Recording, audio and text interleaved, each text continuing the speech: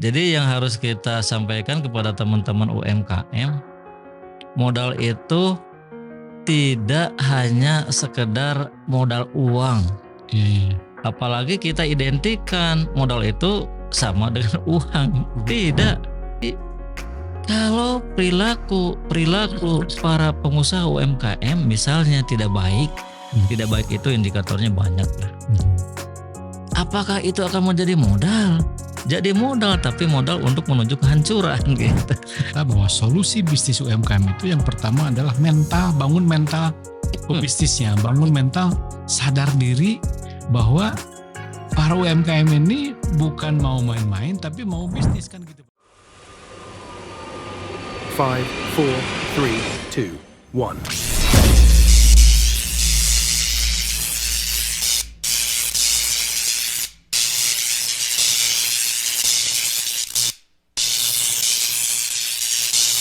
Elko Entrepreneurship, solusi bisnis UMKM. Elko Entrepreneurship Channel, solusi bisnis UMKM hadir kembali bersama saya Pak Dr. Yusuf. Assalamualaikum Pak Dokter. Waalaikumsalam warahmatullahi wabarakatuh. Wilujeng Sonten, selamat sore Pak Dokter. Hari ini seperti yang sudah dijanjikan beberapa waktu yang lalu, kita akan sama-sama membahas, mudah-mudahan termasuk menguliti tentang apa itu modal dan kedudukannya dalam hal ini untuk UMKM. Mudah-mudahan bisa menjadi solusi. Saya kira Pak Dokter berkenan memberikan pengantar kedudukan modal dalam bisnis teman-teman, sahabat-sahabat UMKM. Demikian Pak Dokter. Silakan. Ya, terima kasih Pak Anton. Pertanyaannya ini memang pertanyaan yang krusial. Alhamdulillah. Karena dari beberapa kasus biasanya masalah modal itu selalu dipermasalahkan oleh para UMKM. Terlebih mereka yang akan memulai. Biasanya bagi kelompok startup selalu mempermasalahkan tentang modal. Yeah. Bagaimana saya akan bisa melakukan kegiatan usaha sedangkan saya tidak punya modal. Padahal ketika dia mengatakan itu sudah menjadi modal. Ada satu keinginan, ada satu semangat yang muncul dalam dirinya untuk menjadi pengusaha modal. Kenapa? Belum tentu orang lain punya keinginan seperti itu. Jadi kita pertama ingin merangsang setiap orang, khususnya masyarakat kita yang jumlahnya cukup besar, punya keinginan, punya minat, punya kemauan untuk menjadi pengusaha. Kalau memang masalah yang selalu dia sampaikan dengan modal, kita harus beri pemahaman modal itu apa. Jadi yang harus kita sampaikan kepada teman-teman UMKM, modal itu tidak hanya sekedar modal uang.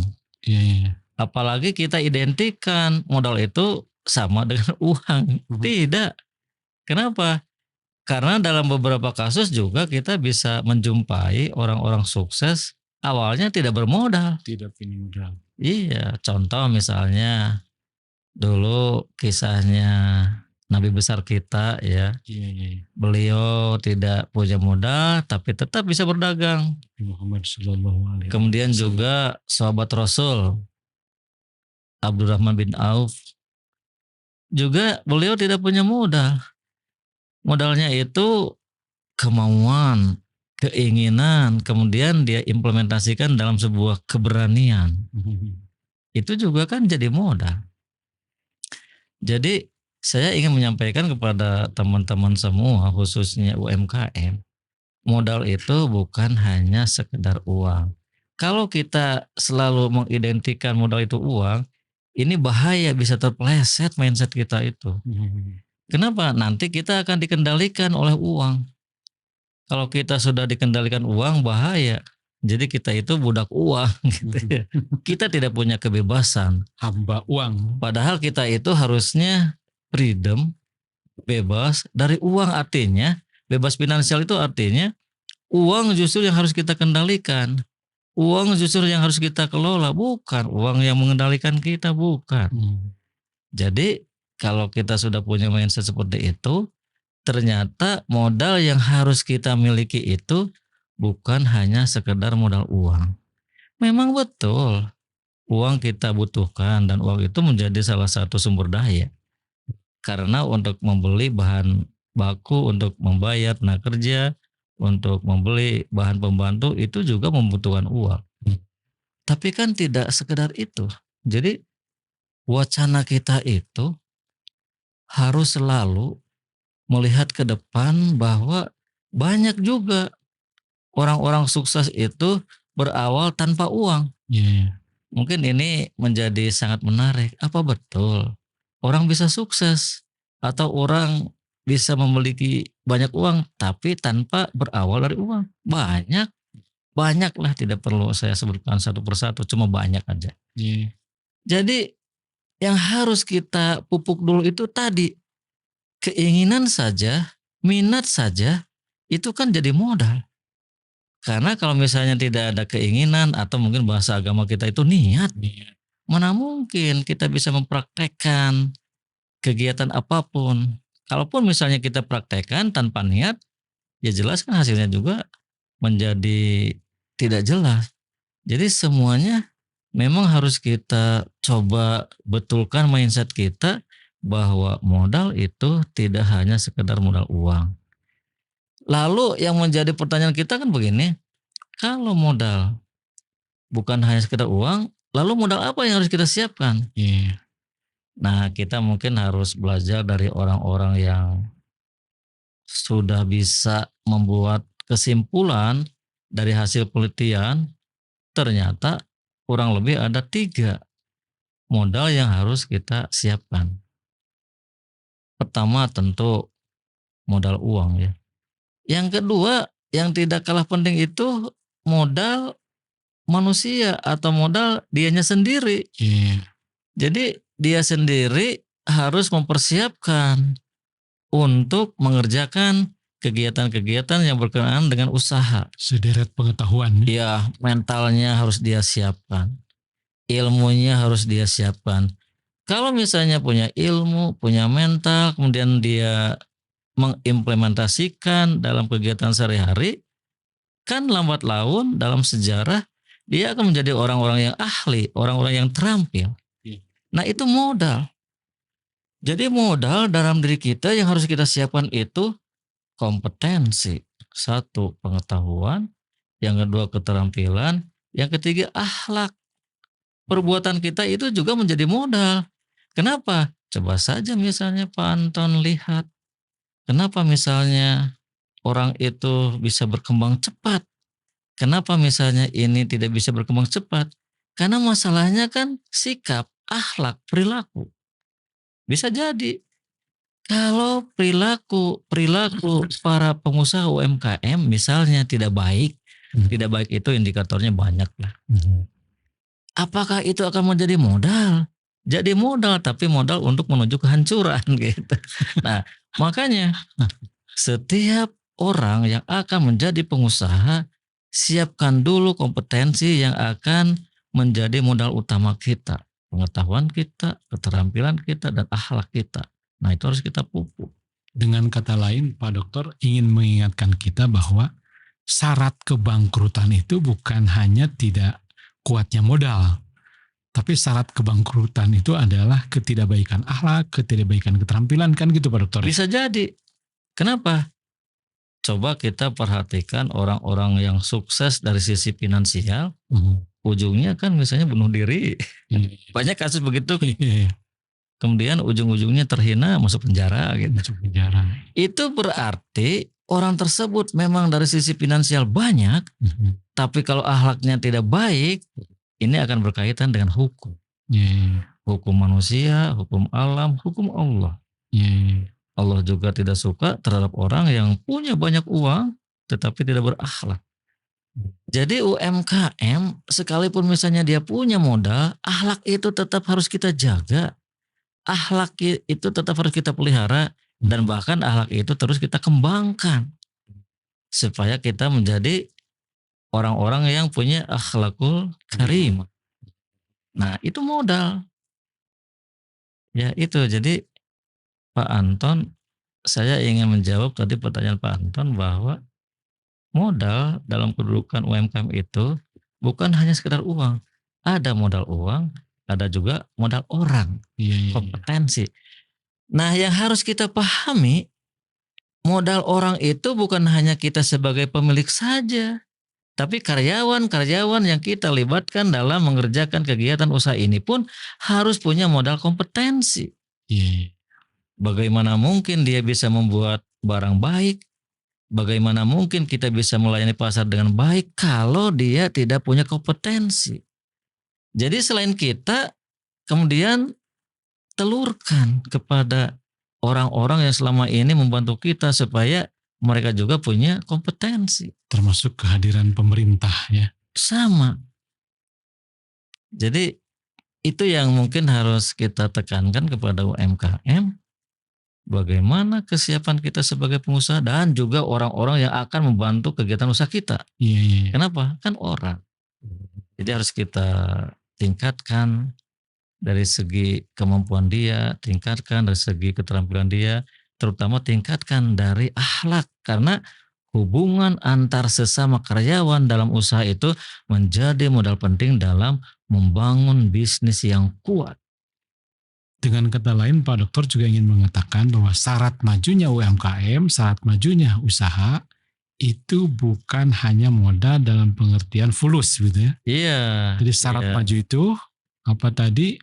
Dia punya keterampilan, orangnya punya sikap, akhlaknya baik, kemudian karyawannya juga jangan lupa kan gitu Pak Dokter. Iya betul. Jadi modal orang yang kita miliki yang sudah saya sebutkan tadi dalam berkompetensi, juga karyawan kita itu harus berkompetensi juga. Kemudian yang terakhir, yang harus juga kita bangun itu modal sosial. Kalau kita mampu mengaktualisasikan sikap kita sebagai seorang pengusaha dengan akhlak yang baik, itu akan menjadi cikal bakal modal sosial kita yang akan kita terima dari masyarakat banyak. Contoh misalnya jangan jauh-jauh. Karena kita ini umat Rasul. Dulu Rasul mendapatkan gelar Al-Amin. Itu kan karena perilaku baik Rasul. Sehingga itu menjadi modal sosial. Itu yang dikatakan modal ya. Iya. Orang percaya kepada Rasul, apapun yang dia katakan, apapun yang dia kerjakan, orang percaya. Karena Rasul memang tidak pernah berbohong. Rasul punya sikap satu fatona, dia cerdas. Kemudian amanah. Kemudian apa namanya? Sidik, amanah, Sidik, fatona, tablig ya. Kemudian tablig. Sikap-sikap itu kan Rasul praktekkan dalam kehidupan sehari-hari ketika beliau berhubungan dengan sesama manusia, apalagi dengan Allah, juga sesama bukan manusia. Jadi karakter Rasul yang sudah terbingkai dengan sikap-sikap itu menjadikan Rasul punya gelar Al-Amin, dan itu menjadi modal sosial dan orang tidak ragu sama Rasul. Dan jangan salah, profesi tertinggi manusia dalam hal ini Rasul adalah pebisnis, begitu ya? Betul. Pak Dokter ya. Betul. Rasul tanpa modal, tapi beliau juga sukses dalam berdagang. Misalnya Siti Khadijah percaya dengan sikap kejujuran Rasul, Dengan karakter Rasul. sikap kecerdasan Rasul, sehingga pembelinya itu banyak. Dan Siti Khadijah merasa beruntung melibatkan Rasul ketika berdagang.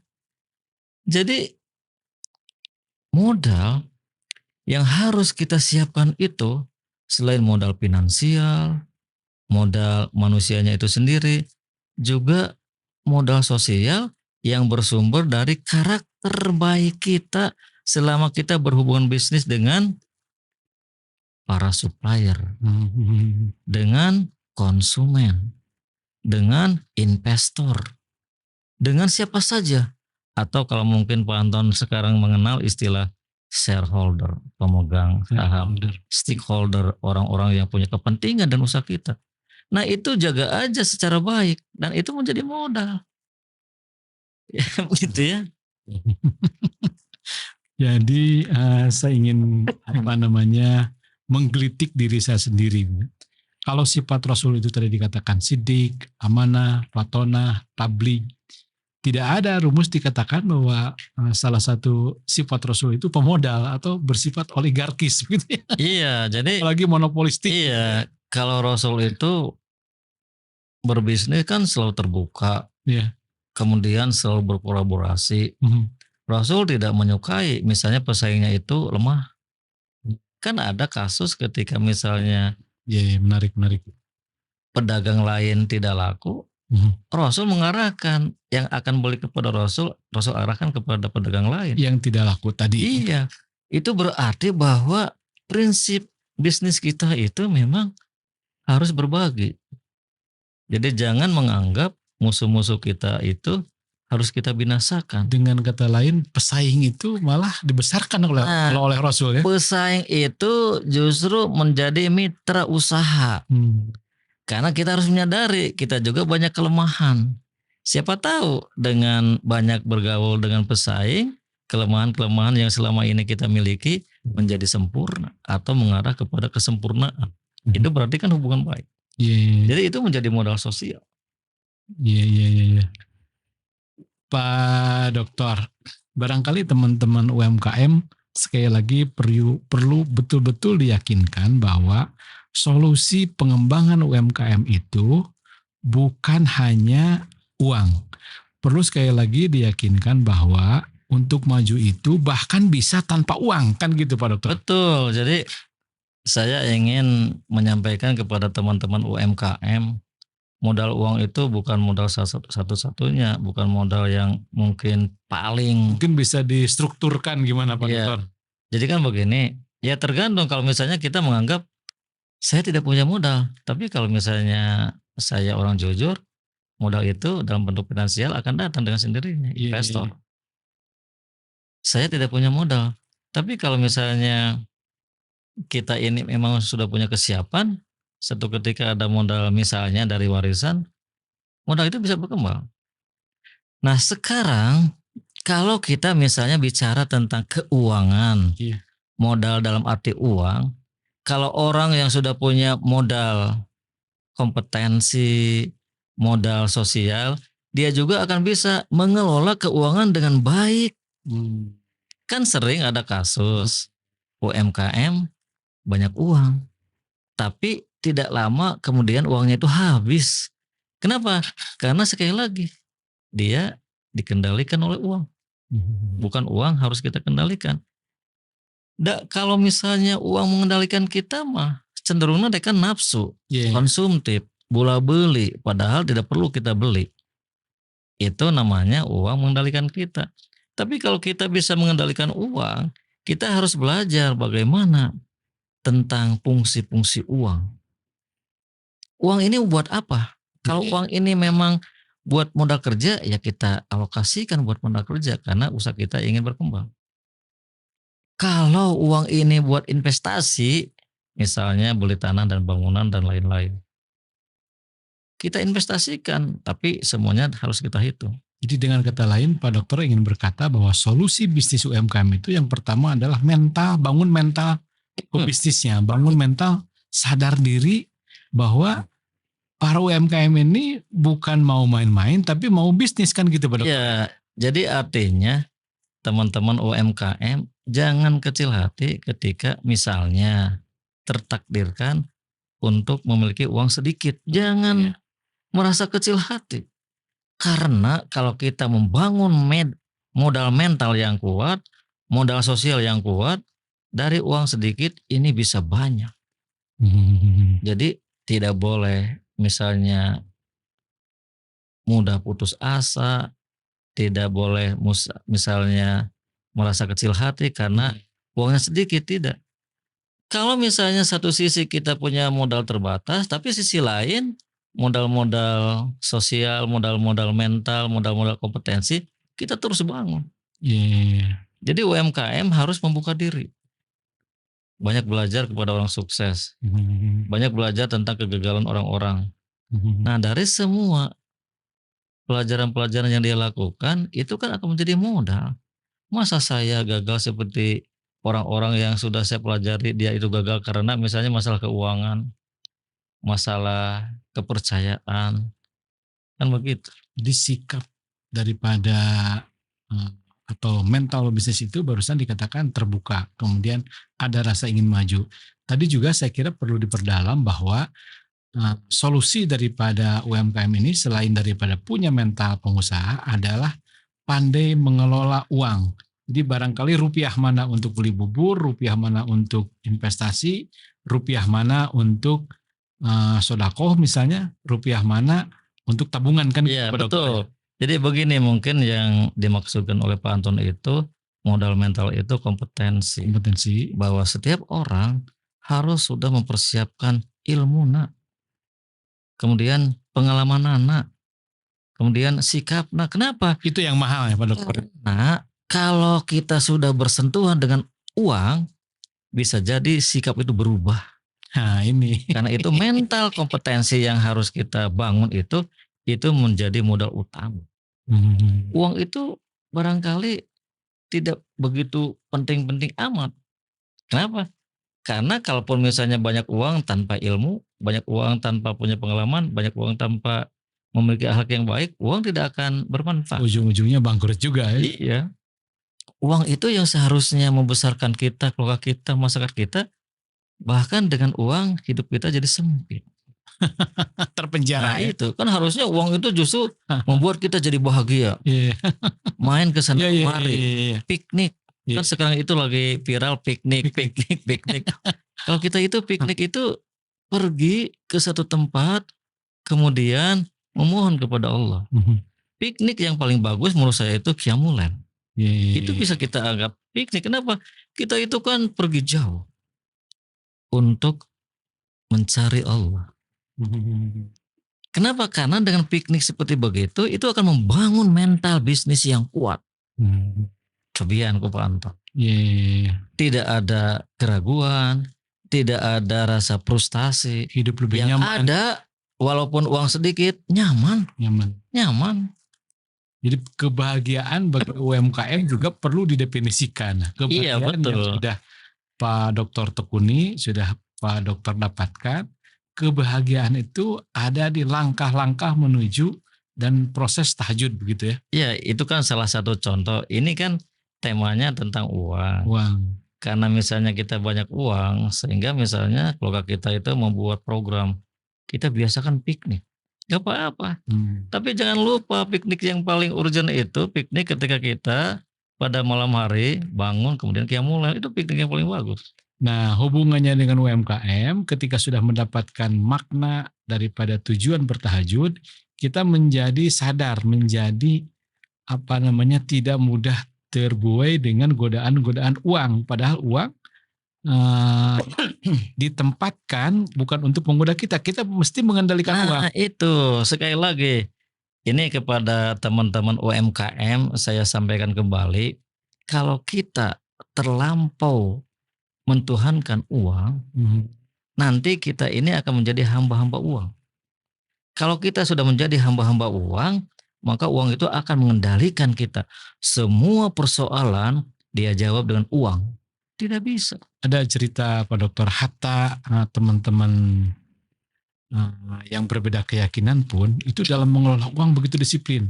Misalnya ada 100 uang, 2,5% untuk judi misalnya, 2,5% untuk sekali lagi 2,5% untuk judi, sisanya untuk kompetensi dalam bahasa Pak Yusuf.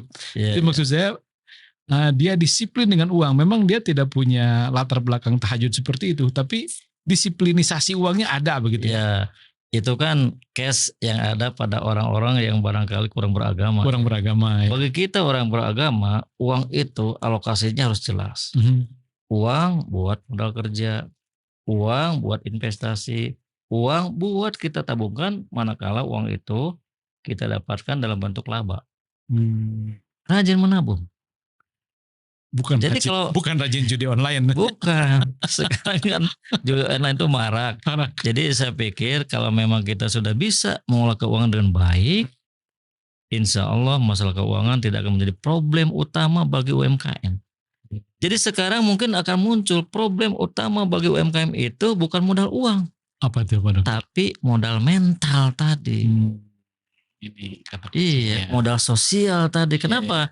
Karena kalau dia sudah punya banyak uang, lupa karena uang itu mengendalikan kita. Modal keteguhan. Iya, jadi kita harus sadar. Sadarkan diri kita bahwa uang itu instrumen, alat. Kalau alat semuanya tergantung dari mindset kita, mental kita. Dan itu bisa dicapai dengan mencari di jalan tahajud kan gitu Pak Dokter. Salah satunya begitu bagi mereka yang percaya ya. Tapi kalau yang masih ragu-ragu ya nggak apa-apa. Bagi saya Pak Dokter, tahajud itu adalah sistem sosial gitu ya. Maaf saya cerita. Saya nganter ibu saya ke seorang dokter, maaf tidak ditakdirkan bukan beragama muslim. Si dokter itu bilang, "Bu, zikir Bu," katanya. Saya ketawa Pak Dokter. Saya tahu dia non muslim tapi dia zikir.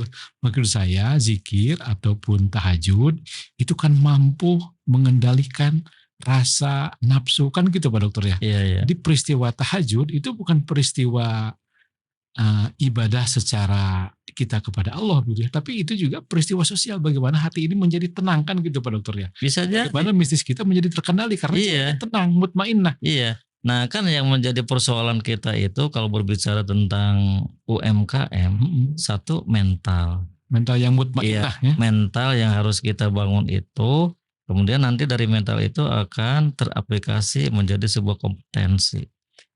Kompetensi itu kalau kalau dalam sholat kan kita mengenal tumaninah gitu ya. Iya. Nah tumaninah itu kan step by stepnya tuh ditekuni, didalami gitu, disyukuri kan gitu Pak Dokter ya. Iya betul. Apa kata lain barusan kata Pak Dokter itu kompetensi itu kalau dalam nilai-nilai tahajud, kalau dalam nilai-nilai sholat kan kebahagiaan, bahwa sholat itu mendatangkan kebahagiaan dan itu didapatkan dari tumaninah kan. Tumaninah itu misalnya berdiri sejenak, menghayati sejenak, membiasakan langkah-langkah bahkan darah kita, bahkan urat daging kita menjadi tenang kan gitu Pak Dokter ya. Iya memang betul. Jadi bagaimana mungkin yang menjadi pertanyaan kita itu kita bisa membangun mental.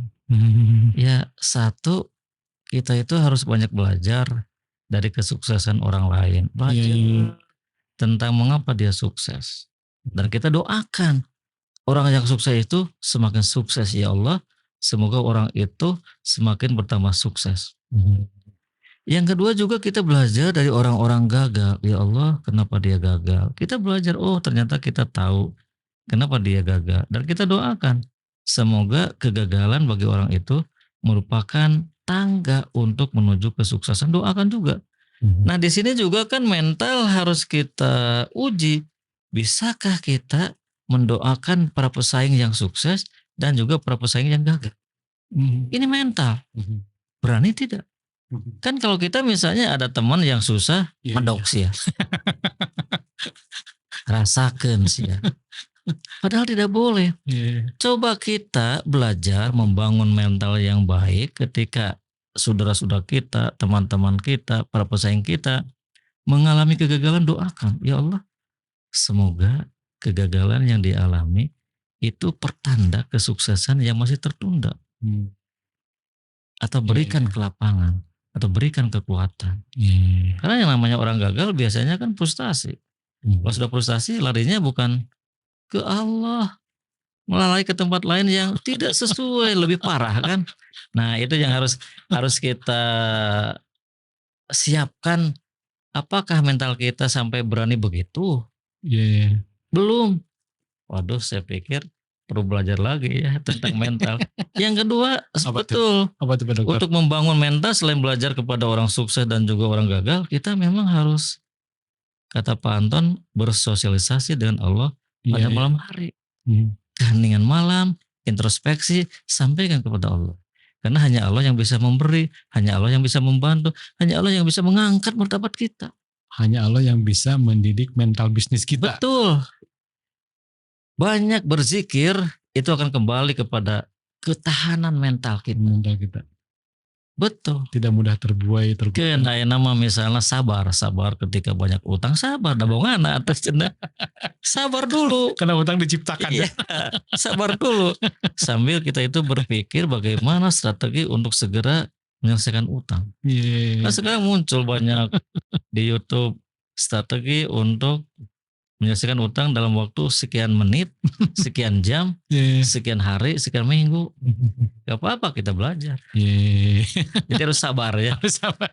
Sabar. Nah itu mental dulu. Jadi Pak Anton, kalau menurut saya sih pengusaha yang akan belajar usaha, pengusaha yang sudah berusaha, pengusaha yang sukses tetap mental untuk menjaga prestasi itu semua harus sudah kita kuatkan.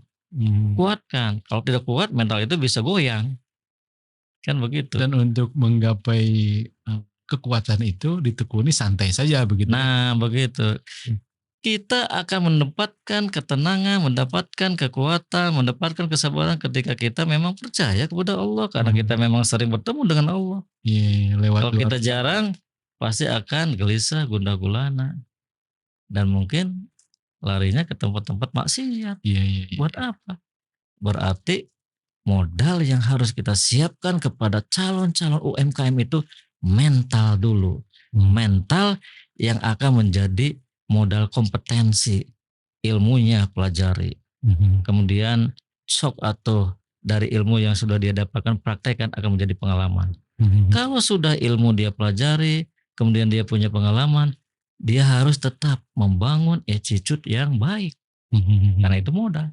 Iya. Menarik Pak Dokter, dan saya kira ini wajib didalami. Iya. Tentang kedudukan modal bagi teman-teman UMKM.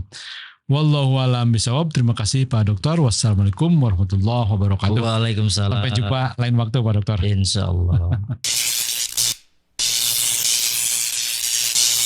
Elko Entrepreneurship, solusi bisnis UMKM.